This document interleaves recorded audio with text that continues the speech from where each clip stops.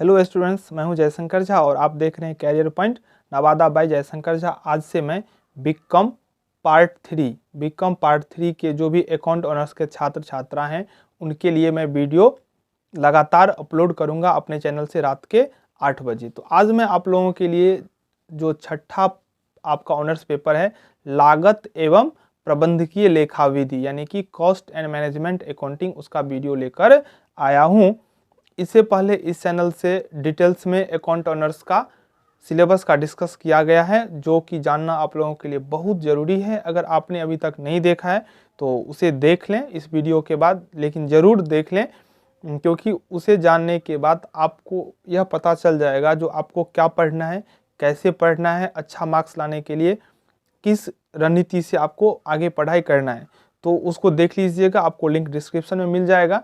अगर आप हमारे व्हाट्सएप ग्रुप से जुड़ना चाहते हैं तो आपको व्हाट्सएप ग्रुप का लिंक भी डिस्क्रिप्शन में मिल जाएगा। आप वहां से भी हमारे व्हाट्सएप ग्रुप के साथ जुड़ सकते हैं। मैं वहां पर आपके द्वारा कोई भी जो डाउट होगा वो आप शेयर कीजिएगा, तो उसको समाधान करने का मैं कोशिश करूंगा और वहां पे आपको समाधान मिलेगा भी।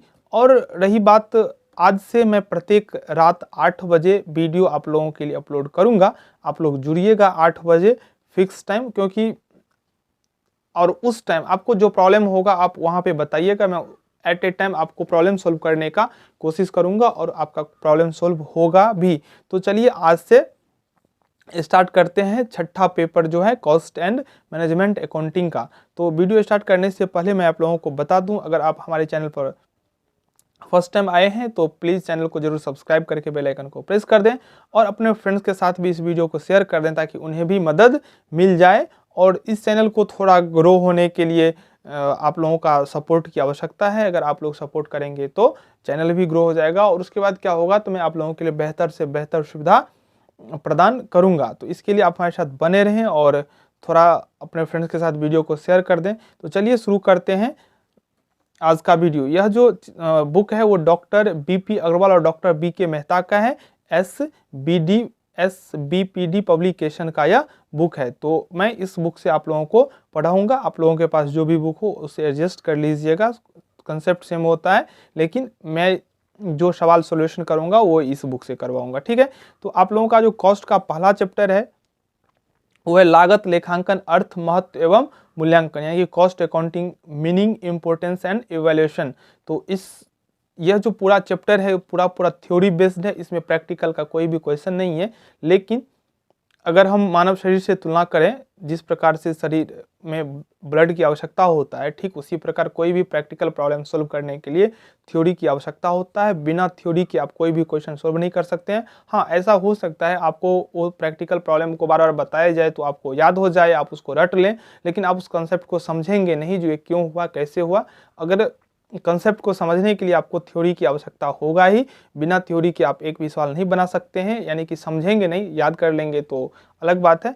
तो मेरा फोकस होगा आप लोगों को रूट एजुकेशन प्रोवाइड करना, यानी कि मेरा ये काम नहीं है जो आप लोगों का एक एक क्वेश्चन सोल्व करवा दूंगा, आप फटाफट अपने कॉपी में नोट कर लेंगे। तो मैं आपको जो भी पढ़ाई का अच्छा से अच्छा प्रोसेस है उस प्रोसेस से पढ़ाऊँगा।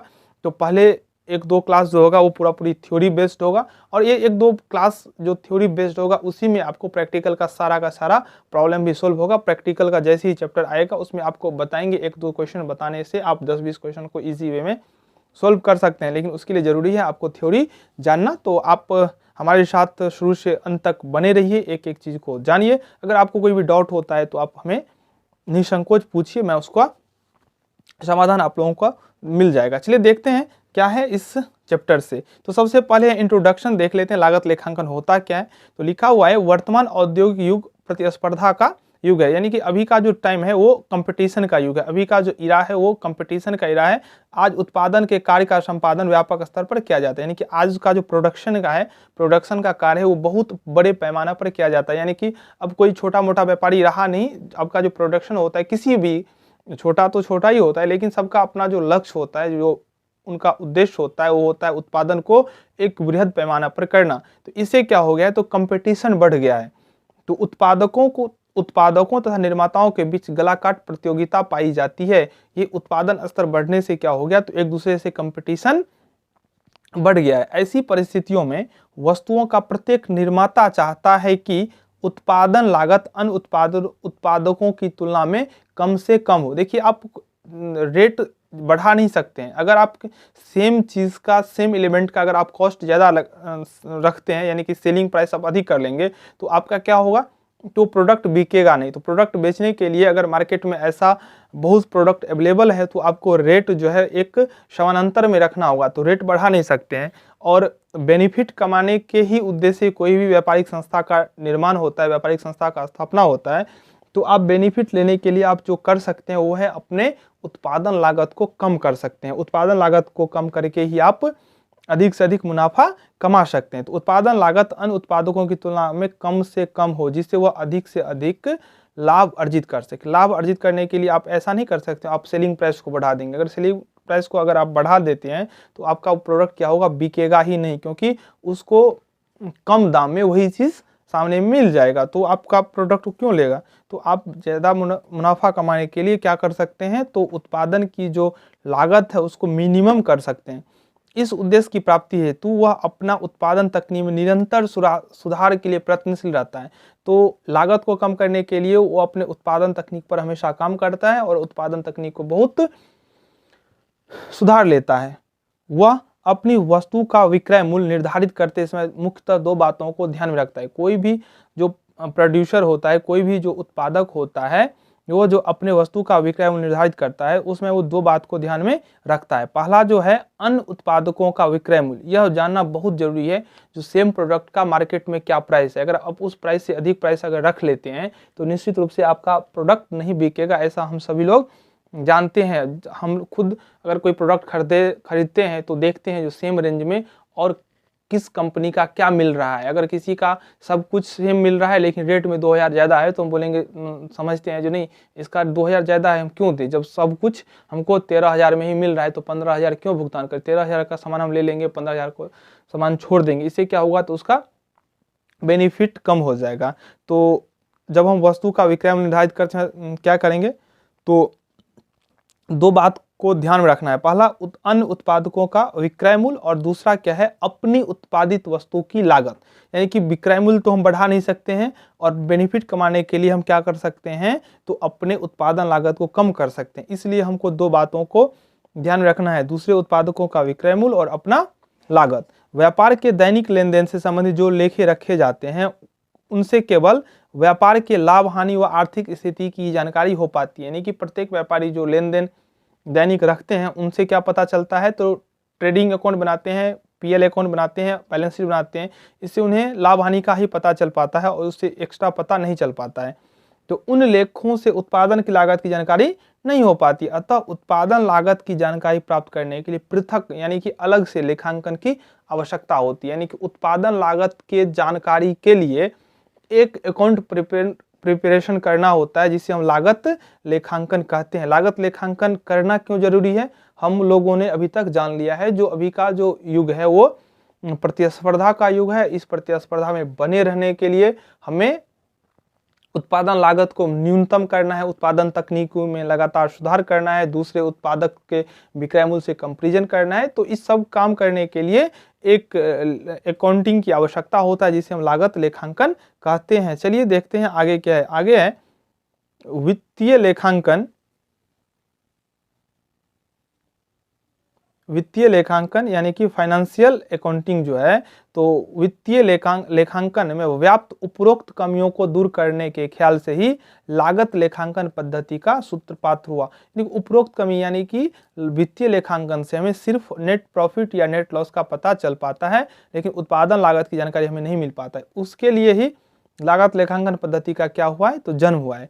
हालांकि इस पद्धति की शुरुआत अधिक पुरानी नहीं है, यानी कि लागत लेखांकन का जो है शुरुआत तो बहुत अधिक नहीं है पुराना, किंतु इसकी उपयोगिता के कारण इस लेखांकन पद्धति में अपना एक विशिष्ट स्थान बना लिया है। इस प्रणाली को वित्तीय लेखांकन से अलग सा ही माना जाने लगा है, यद्यपि यह आवश्यक सूचनाएं वित्तीय लेखों से ही प्राप्त करती है। इसे वित्तीय लेखांकन प्रणाली की सहायक या पूरक प्रणाली कहा जा सकता है। चलिए देखते हैं लागत लेखांकन को क्या कहा जाएगा, वित्तीय लेखांकन प्रणाली की सहायक या पूरक प्रणाली। किसको, तो लागत लेखांकन को। वर्तमान औद्योगिक युग में उत्पादन क्रियाओं और लागत लेखांकन का आपस में चोली दामन का संबंध है। वर्तमान औद्योगिक युग में उत्पादन क्रियाओं और लागत लेखांकन का आपस में चोली दामन का संबंध है। यह औद्योगिक समुद्र में मार्गदर्शन करने वाला प्रकाश स्तंभ ही नहीं अपितु उसमें खेने वाले जहाज रानी रूपी उत्पादक वर्ग की गतिविधियों का नियंत्रक भी है।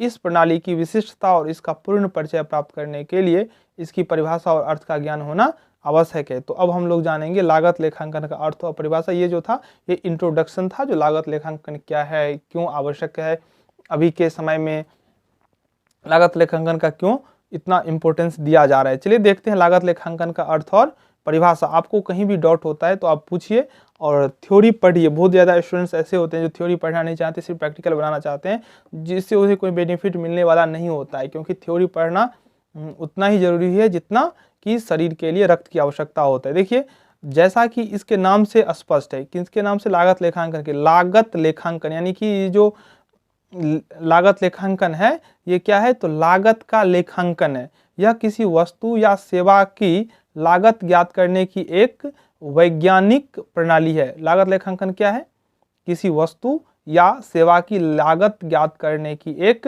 वैज्ञानिक प्रणाली है। लागत लेखांकन क्या है, तो किसी वस्तु या सेवा की लागत ज्ञात करने की एक वैज्ञानिक प्रणाली है। इसके आधार पर उस वस्तु या सेवा की लागत का अधिकतम शुद्ध अनुमान लगाया जा सके। इसके अंतर्गत उत्पादित वस्तु या सेवा पर होने वाले व्ययों व उनसे प्राप्त लाभों का लेखा किया जाता है तथा वह आधार ज्ञात किया जाता है जिस पर विभिन्न व्ययों की गणना की गई है व उनका उपविभाजन किया गया है, एवं उस वस्तु या सेवा की प्रति इकाई लागत व कुल लागत भी ज्ञात की जाती है। इसके अंतर्गत लागत पर नियंत्रण भी किया जाता है। इस प्रकार लागत लेखांकन वह प्रणाली है जिसके अंतर्गत निर्मित वस्तु या सेवा की लागत ज्ञात की जाती है या उस पर नियंत्रण रखा जाता है। चलिए एक बार मैं फिर से आप लोगों को बता देता हूँ डिटेल्स में, जो लागत लेखांकन क्या है। तो लागत लेखांकन किसी वस्तु या सेवा की लागत ज्ञात करने की एक वैज्ञानिक प्रणाली है। लागत लेखांकन क्या है, तो वस्तु, कोई भी वस्तु हो या कोई भी सेवा हो, उसका लागत ज्ञात करने का एक वैज्ञानिक प्रणाली है। और इसके आधार पर यानी कि लागत लेखांकन के आधार पर उस वस्तु या सेवा की लागत का अधिकतम शुद्ध अनुमान लगाया जा सके, जिसके आधार पर यानी लागत लेखांकन के आधार पर वस्तु और सेवा का जो लागत होगा उसका अधिकतम शुद्ध अनुमान लगाया जा सके। इसके अंतर्गत उत्पादित वस्तु या सेवा पर होने वाले व्ययों, यानी कि जो हम उत्पादन कर रहे हैं जिस वस्तु का या जिस सेवा का, तो उस पर कितना लागत आ रहा है उसका शुद्ध अनुमान लगाया जा सके। तो यह जो है प्रक्रिया लागत लेखांकन के द्वारा ही पूरा किया जा सकता है।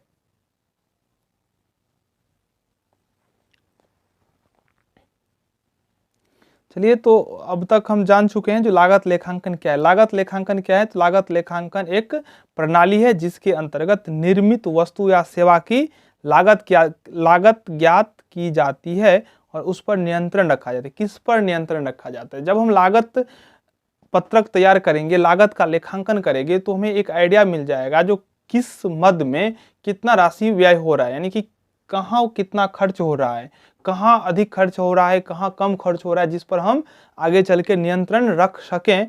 तो इन सभी बातों को ध्यान में रखकर लागत लेखांकन तैयार किया जाता है। देखिए आगे दिया हुआ, यहाँ पर यह स्पष्ट कर देना आवश्यक है कि लागत लेखांकन परिव्ययांकन यानी कॉस्टिंग से भिन्न है। यानी कि कॉस्ट अकाउंटिंग और कॉस्टिंग से दोनों में क्या है, तो अंतर है। तो परिव्ययांकन एक प्रक्रिया है जिसके द्वारा लागत का निर्धारण किया जाता है। लागत लेखांकन और परिव्ययांकन क्या है, तो दोनों में अंतर है। परिव्ययांकन जो है एक प्रोसेस है जिसके द्वारा लागत का निर्धारण किया जाता है। लागत लेखांकन और लागत का निर्धारण दोनों क्या है, अलग अलग चीज है। इसके अंतर्गत उन सिद्धांतों व नियमों का अध्ययन किया जाता है जिनके द्वारा वस्तु या सेवा की लागत की सही गणना संभव होती है। संक्षेप में अगर हम इसको कहें तो वस्तु या सेवा की लागत की गणना विधि ही परिव्ययांकन है। तो अब देखते हैं कि किसी विद्वान के द्वारा दिए गए परिभाषा। तो परिभाषा में जो कार्टर ने परिभाषा दिया है लागत लेखांकन, वह है किसी वस्तु के निर्माण अथवा किसी उपकार्य पर प्रयुक्त सामग्री तथा श्रम का खातों में लेखा करने की प्रणाली को लागत लेखांकन कहते हैं। Cost accounting is defined as a system of recording in accounts the material used and labor employed in the manufacture of certain commodity और on a particular job। यह परिभाषा आर.एन. कार्टर के द्वारा दिया गया है। आर.एन. कार्टर का कथन है जो किसी वस्तु के निर्माण अथवा किसी उपकार्य पर प्रयुक्त सामग्री तथा श्रम का खातों में लेखा करने की प्रणाली को लागत लेखांकन कहते हैं। वस्तु के निर्माण या किसी उपकार्य पर प्रयुक्त सामग्री तथा श्रम का खातों में लेखा करने की प्रणाली लागत लेखांकन कहा जाता है। तो हम लागत लेखांकन को जान चुके हैं। कोई भी वस्तु के जो उत्पादन होता है उस उत्पादन में प्रयुक्त सभी व्ययों का जो लेखा करने का प्रोसेस होता है उसे हम लागत लेखांकन कहते हैं। निष्कर्ष के तौर पे अगर देखिए तो उपरोक्त परिभाषाओं का अध्ययन करने से स्पष्ट होता है कि लागत लेखांकन वित्तीय लेखांकन का ही एक अंग है। लागत लेखांकन जो है वो वित्तीय लेखांकन का एक अंग है जिसके अंतर्गत सामग्री, श्रम तथा व्ययों का ऐसा विस्तृत ब्यौरा रखा जाता है जिससे किसी वस्तु अथवा सेवा की कुल लागत वस्तु या सेवा की कुल लागत एवं प्रति इकाई लागत का ज्ञान प्राप्त किया जा सके। साथ ही यह भी जान सके कि विभिन्न प्रकार के व्यय प्रति इकाई लागत में कौन सा भाग या हिस्सा रखते हैं। लागत लेखांकन की उपयुक्त परिभाषा निम्न प्रकार से दी जा सकती है। जो लागत लेखांकन का आशय उत्पादों अथवा सेवाओं की लागत निर्धारित करने के लिए नियंत्रण व प्रबंध के मार्गदर्शन हेतु समुचित रूप से संकलित आंकड़ों को प्रस्तुत करने के लिए व्ययों के वर्गीकरण, अभिलेखन एवं व्यवस्थित विभाजन है। तो आप लोगों को नेक्स्ट क्लास से हम जो हैंड रिटेन नोट्स प्रोवाइड करवा देंगे। अभी बुक से ही हम बता रहे हैं, लेकिन नेक्स्ट क्लास में हम क्या करेंगे तो आप लोगों को हैंड रिटेन नोट्स प्रोवाइड करा देंगे। आप वहाँ से देख लीजिएगा, ग्रुप में आपको मिल जाएगा नोट्स। तो अभी तक हम लोगों ने लागत लेखांकन को जाना है। अब देखते हैं उसके आगे क्या है। अब यहाँ पे डिफरेंस दिया हुआ है किस किस का, उसको देख लेते हैं। डिफरेंस है cost accountancy, costing and cost accounting. देखिए लागत लेखाशास्त्र, परिव्ययांकन और लागत लेखांकन में डिफरेंस। देखिए क्षेत्र क्या है, तो लागत लेखाशास्त्र का जो क्षेत्र है वो व्यापक है। व्यापक का तात्पर्य होता है जो बहुत बड़ा होता है, इसका स्कोप जो है बहुत ज़्यादा है।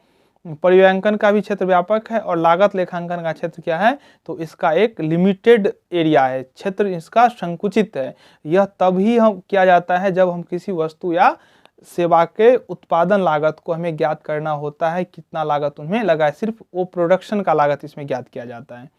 कार्य जो है यह व्यवसाय द्वारा अपनाए जाने वाले लागत सिद्धांत, तकनीकी एवं प्रविधि के निर्माण का कार्य करता है।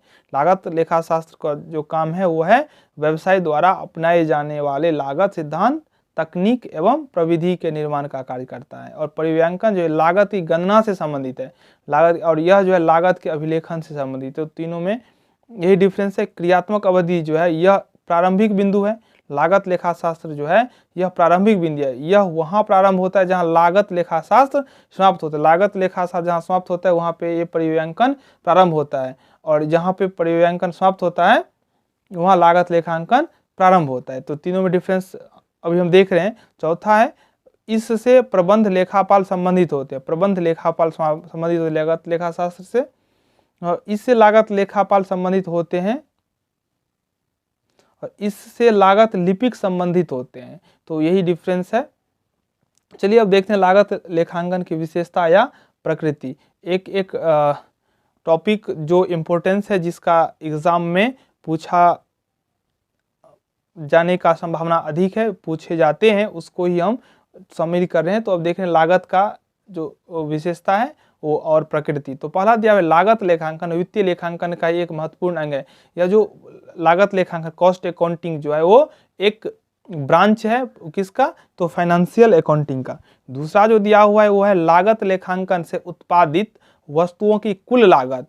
तथा प्रति इकाई लागत की जानकारी हो पाती है। लागत लेखांकन से क्या होता है, तो उत्पादित वस्तुओं की कुल लागत का तात्पर्य होता है जो, अगर हम मान के चलिए हमको टोटल कॉस्ट आया 800 और 800 में हम 400 यूनिट बना रहे हैं, 800 लागत आया 400 इकाई बनाने में, तो इससे हमको पता चल रहा है जो 2 रुपया पर यूनिट हमको कॉस्ट आ रहा है। तो यह बहुत ही इंटरेस्टिंग चीज़ है लागत लेखांकन, प्रति इकाई लागत की जानकारी प्राप्त करने के लिए। तीसरा है, इसके अंतर्गत सामग्री, श्रम एवं व्ययों का विस्तृत ब्यौरा रखा जाता है, अर्थात सामग्री कितना लगा, श्रम कितना लगा, कितना व्यय लगा, किस में व्यय लगा, तो एक एक चीज़ का डिटेल्स में ब्यौरा रहता है। तो आगे चल के अगर किसी एक्सपेंस पे हमें कंट्रोल करना होगा तो हम आसानी से कंट्रोल कर सकते हैं, जो कहाँ कंट्रोल करने का गुंजाइश है, यह सभी के सभी लागत लेखांकन से ही पता चलता है। अगला है, इसके अंतर्गत लागत के तत्व में शामिल होते हैं सामग्री, श्रम एवं व्यय। नेक्स्ट चैप्टर में इसको डिटेल्स में बताया जाएगा। पर पर्याप्त नियंत्रण रखा जाता है। पर्याप्त नियंत्रण का तात्पर्य यहाँ पे हुआ, जो अगर सामग्री पे अधिक लागत आ रहा है तो उसको कम करना, और हम सामग्री को कम कर भी नहीं सकते हैं। अगर सामग्री को कम करेंगे तो क्वालिटी वस्तु का कम हो जाएगा, क्वालिटी कम हो जाएगा तो फिर कंपटीशन में खड़ा नहीं रह सकता है। तो बहुत बातों पर ध्यान रखना पड़ता है कंपटीशन में जुड़े रहने के लिए, तो एक एक बातों पर ध्यान रखना होता है, और यह सभी के सभी जो है संभव होता है लागत लेखांकन के कारण से। पांचवा है, इसके अंतर्गत अपूर्ण कार्य की लागत की भी गणना की जाती है। जो भी वर्क इन प्रोग्रेस होता है, यानी कि काम अभी कंटिन्यू चल ही रहा है, ना तो कंप्लीट हुआ है ना तो प्रारंभ होने से पहले है, तो इसकी भी जानकारी हमें लग जाता है किससे, लागत लेखांकन से। अगला जो दिया हुआ है वो है छठा, यह वित्तीय लेखांकन का पूरक अथवा सहायक है, यानी कि पहले ही बता चुके हैं पहला पॉइंट में, जो लागत लेखांकन क्या है, तो वित्तीय लेखांकन का एक भाग है। तो छठा को ये पॉइंट यहीं से क्लियर होता है, जो वित्तीय लेखांकन का पूरक है लागत लेखांकन। सातवां है, इसके अंतर्गत लागत के व्ययों का वैज्ञानिक वर्गीकरण किया जाता है, साइंटिफिक जो है एनालिसिस किया जाता है लागत का। आठवां है, इससे उत्पादित वस्तुओं की शुद्ध लागत की जानकारी हो पाती। उत्पादित वस्तुओं की जो प्रोडक्शन हुआ उसका नेट जो है कॉस्ट पता चल जाता है। और लागत लेखांकन कला और विज्ञान दोनों है। लागत लेखांकन क्या है, cost accounting is art as well as science. चलिए देखते हैं अब जो है लागत लेखांकन का क्षेत्र, scope and cost accounting, scope of cost accounting. लागत लेखांकन का मुख्य क्षेत्र में पहला देखिए, लागत वर्गीकरण, कॉस्ट क्लासिफिकेशन, यह लागत लेखांकन का मुख्य क्षेत्र में पहला है। लागत वर्गीकरण का मुख्य उद्देश्य एक ही प्रकृति की विभिन्न लागतों को अलग अलग वर्गों में विभाजित करना होता है। लागत वर्गीकरण का जो मेन उद्देश्य होता है, मेन जो ऑब्जेक्टिव होता है वो क्या होता है, जो एक नेचर के जितने भी लागत हैं उनको एक जगह लिखना।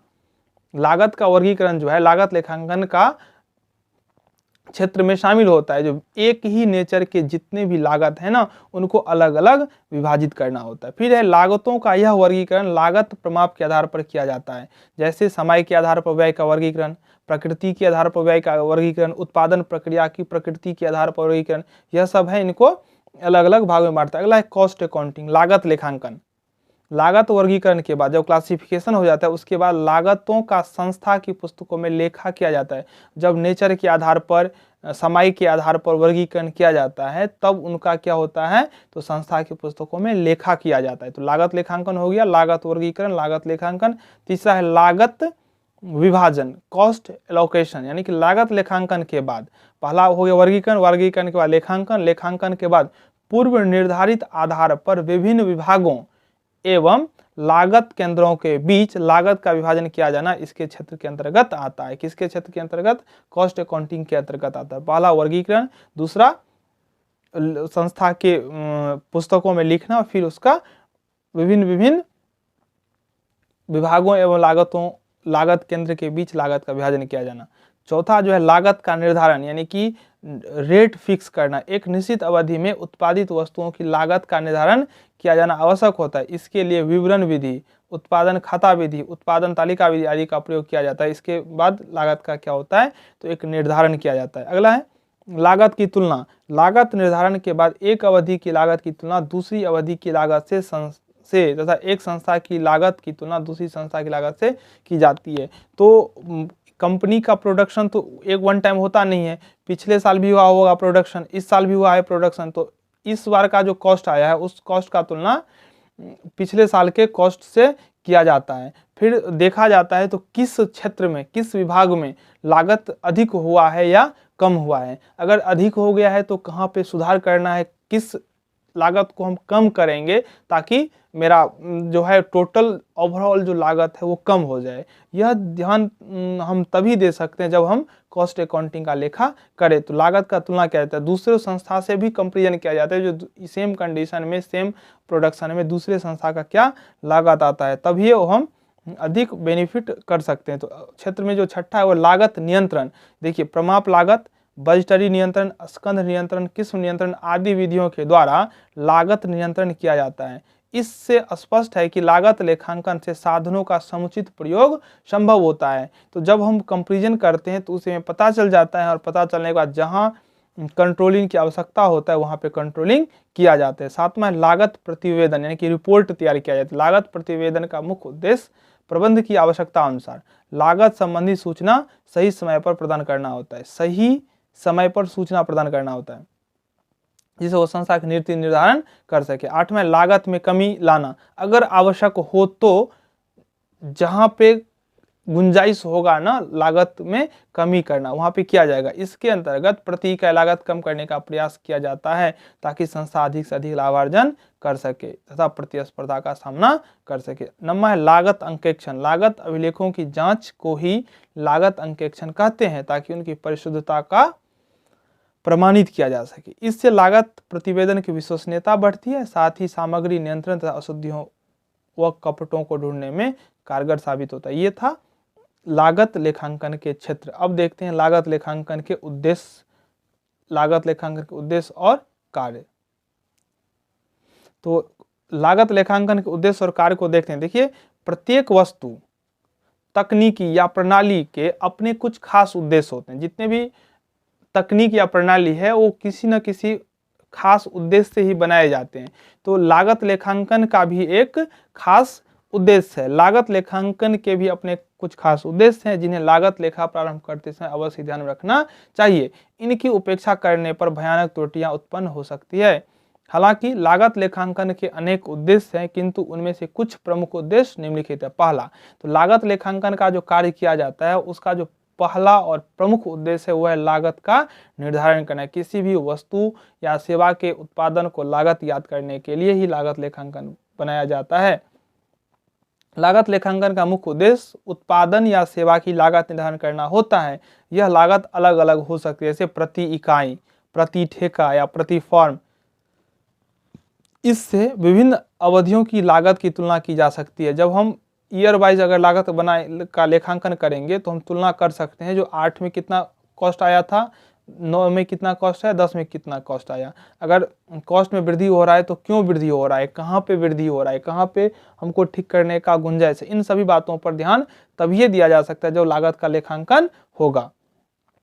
तो पहला पॉइंट समझ गए। अब चलिए देखते हैं इसमें क्या सब है। इसमें पॉइंट में है जो विभिन्न विभागों की लाभदायकता ज्ञात की जा सकती है तथा अलाभकारी विभागों को बंद करने का निर्णय लिया जा सकता है। चलिए, लागत निर्धारण के लिए निम्नलिखित कार्य करने होते हैं। पहला, व्ययों का वर्गीकरण और विश्लेषण करना, व्ययों का विभाजन व उपविभाजन, ऐसे व्ययों को पृथक करना जो लागत का अंग नहीं होते।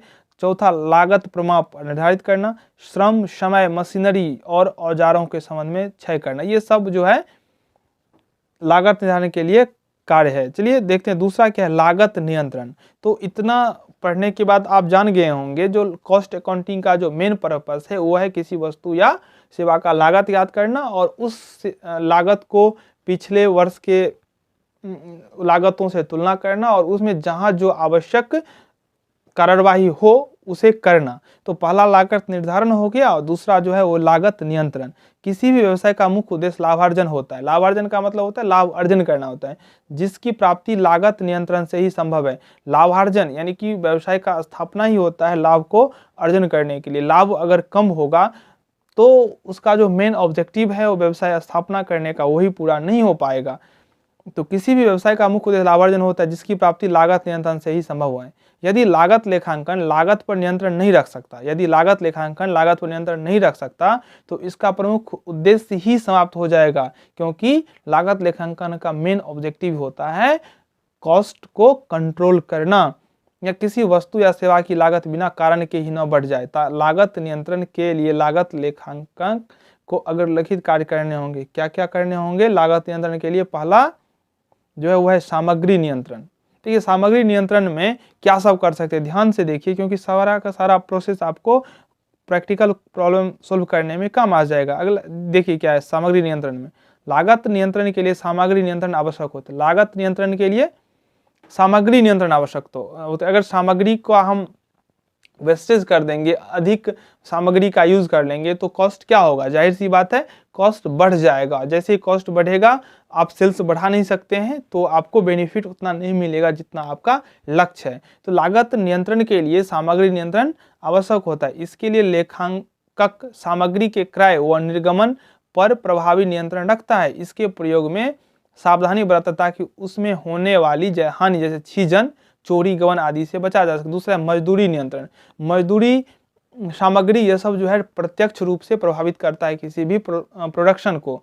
तो अगर सामग्री का वेस्टेज हो जाएगा या लेबर जो है वो अकुशल होगा या वो बैठ के ही समय पास कर लेगा तो लागत तो लग जाएगा लेकिन काम उतना नहीं हो पाएगा, वो बाद में जाके टोटल कॉस्ट को बढ़ा देगा। तो मजदूरी नियंत्रण के लिए श्रम की मानक लागत निर्धारित कर दी जाती है। इस मानक लागत की तुलना वास्तविक लागत से की जाती है। मानक लागत एक स्टैंडर्ड कॉस्ट तय किया जाता है और उस स्टैंडर्ड कॉस्ट का जो है कंपैरिजन किया जाता है एक्चुअल कॉस्ट से। दोनों लागतों में अंतर आने पर उनका विश्लेषणात्मक अध्ययन किया जाता है। आखिर में स्टैंडर्ड लागत से अधिक लागत वास्तविक कैसे हो गया तो उसका विश्लेषणात्मक अध्ययन होता है और अंतर के कारणों को ढूंढा जाता है, जो ऐसा अंतर हुआ क्यों। यदि अंतर श्रम अकुशलता के कारण आता है, श्रम अकुशलता का तात्पर्य होता है हम ऐसे व्यक्तियों का चयन कर लिए हैं श्रम के लिए जो वह काम जानता ही नहीं है, तो उससे क्या होगा तो श्रम लागत बढ़ जाएगा।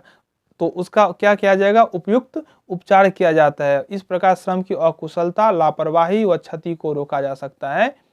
तो इससे संपूर्ण लागत पर क्या होगा तो कंट्रोलिंग। ऊपरी व्यय पर नियंत्रण। ऊपरी व्यय जो होता है वो कारखाना का होता है, ऑफिस का होता है, सेलिंग का होता है, तो अगर उसमें भी सुधार की कोई गुंजाइश हो तो किया जा सकता है। तो चलिए देखते हैं अगला जो है वो तीसरा पॉइंट क्या दिया हुआ है, वो है लागत के संबंध में महत्वपूर्ण समंक प्रदान करना।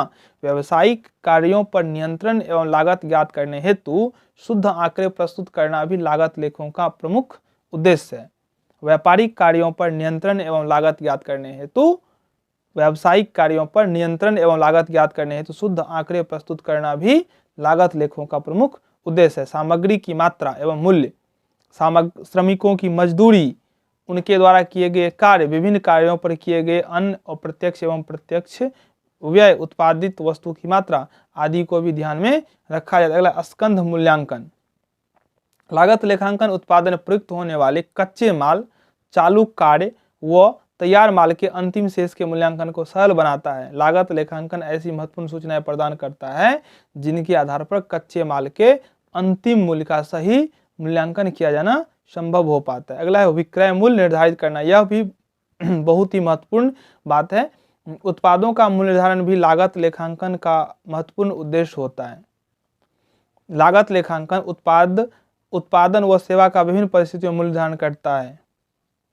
मूल्य निर्धारण के लिए सर्वप्रथम उत्पादन की लागत की गणना की जाती है, यानी कि cost of goods sold find किया जाता है और तब उसमें एक निश्चित प्रतिशत लाभ जोड़ दिया जाता है जो विक्रय मूल्य होता है। यह लाभ या तो विक्रय मूल्य पर जोड़ा जाता है या फिर लागत मूल्य पर। इस पॉइंट को थोड़ा ध्यान से देखिएगा।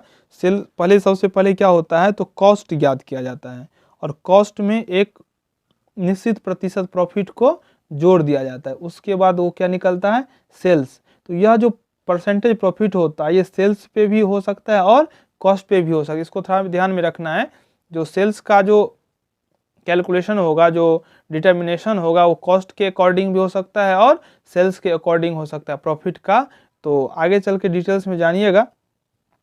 अगला क्या है योजनाएं एवं नीति निर्धारण, व्यवसाय के संबंध में भावी योजनाएं बनाने तथा नीतियां निर्धारित करने हेतु लागत लेखांकन महत्वपूर्ण सूचनाएं प्रदान करता है। दूसरे शब्दों में प्रबंधकों को नीतियां निर्धारित करने में काफी मदद करता है कॉस्ट अकाउंटिंग।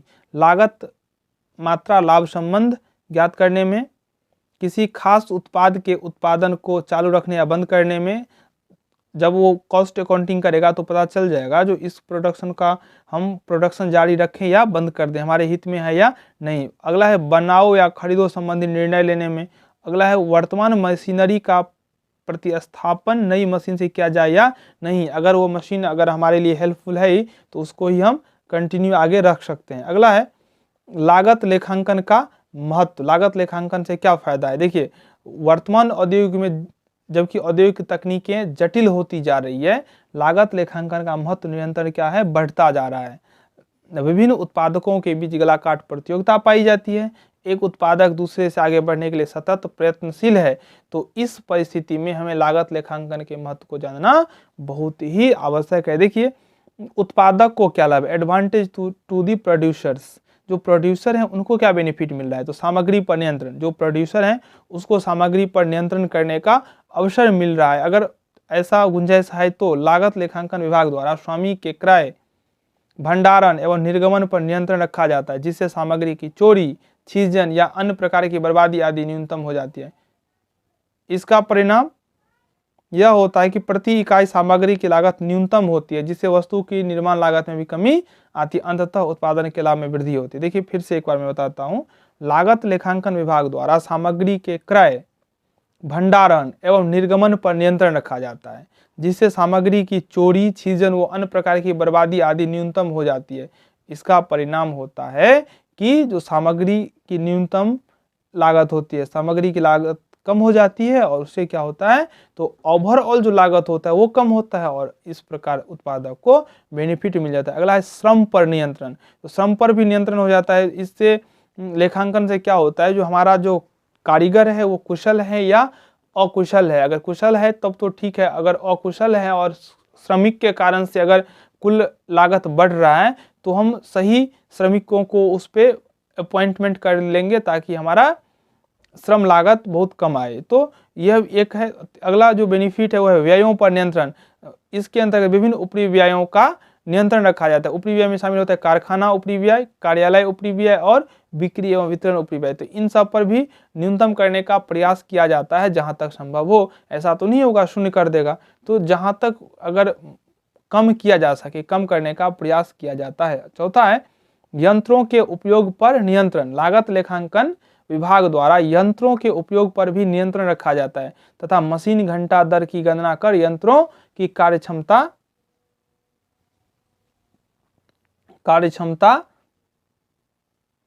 ज्ञात की जाती है। यदि किसी मशीन घंटा दर में वृद्धि होती है तो इसकी जानकारी शीघ्र हो जाती है, अतः मशीनों में व्याप्त दोष का शीघ्र ही निराकरण कर उसकी कार्यक्षमता बढ़ाई जाती है। अगर हम जिस मशीन का प्रयोग कर रहे हैं उस मशीन का कोई फॉल्ट के कारण अगर लागत बढ़ रहा है तो उस मशीन को जो दोष है उसको दूर करने का प्रयत्न किया जाता है, उस दोष को दूर किया जाता है और इससे क्या होता है, तो लागत में कमी आती है। तो ये इतना महत्वपूर्ण जो था थ्योरी था आप लोगों के लिए, ये लागत लेखांकन अर्थ महत्व एवं मूल्यांकन चैप्टर से।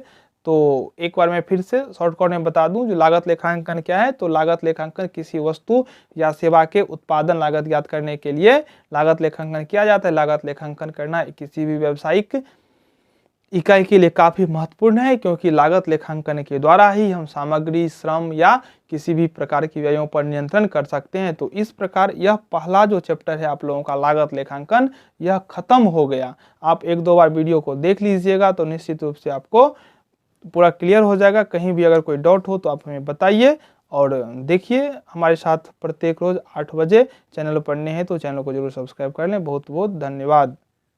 कल आप लोगों के लिए अगला चैप्टर होगा, तो लगातार जो थ्योरी पेपर है उसको एक दिन में कम से कम कोशिश करेंगे ख़त्म कर दूं और जो भी प्रैक्टिकल होंगे प्रॉब्लम तो उसको 2-3-4 रोज में ख़त्म करेंगे। तो इस प्रकार से हमारा सभी चैप्टर कंप्लीट हो जाएगा। तो आज के लिए मैं आप सबसे विदा लेता हूं। बहुत बहुत धन्यवाद। अगर आपको किसी को PDF चाहिए तो आप बताइए, हम आपको ग्रुप में प्रोवाइड कर देंगे। चलिए, धन्यवाद।